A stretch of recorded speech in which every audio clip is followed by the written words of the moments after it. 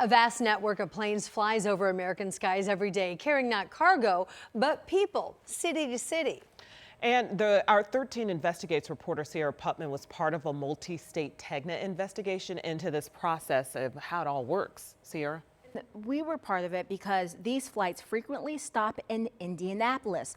ICE Air Operations is well known for its flights taking people out of the country, but this investigation found most of these flights never leave the U.S. Several times a week, ICE flights come through the Indianapolis airport.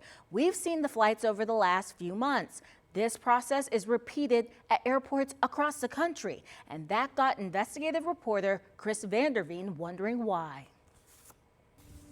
People don't realize what's happening in our community. One day, one plane. It's not like anything I've ever seen before.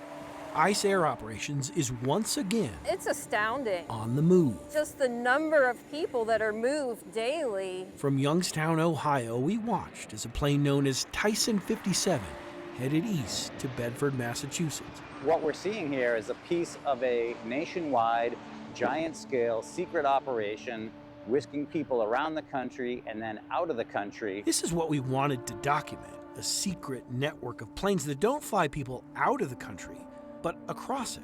Everyone should care kind of about these flights in particular. Savi Arvi with Human Rights First, a national immigrant advocacy group, worries flights intended to assist with deportation also appeared to be doing something else. People are being treated like Amazon packages, kind of just shuffled about and then, flown out of this country. From Massachusetts, Tyson 57 headed west to Indianapolis, Indiana.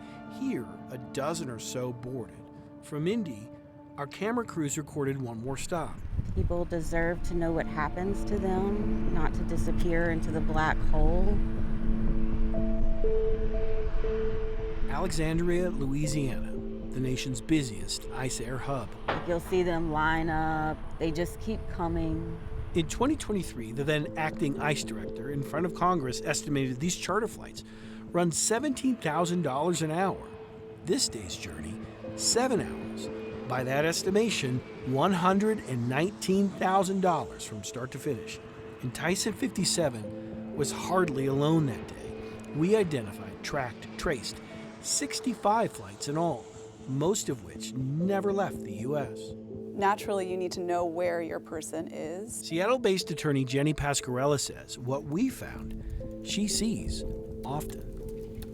I had a client detained in Maryland who ended up in Louisiana, then in Texas, then finally to Tacoma, where I met her. Our investigation identified 91 planes operated by 8 private companies carrying out what we believe to be the bulk of ICE Air's domestic flight network. ICE told us it moves based on bed space, medical needs, and other factors, and will not comment on specifics, citing operational security purposes.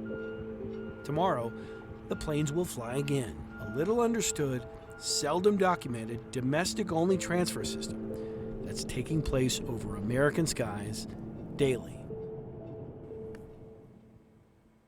Chris worked with more than a dozen TEGNA stations to find what happens before deportation. Attorneys told him some detainees are stripped of their access to legal representation as they're shuffled across the country. And this investigative documentary, ICE Air, premieres on our WTHR streaming app tonight at 8. Sierra Putman, 13 Investigates.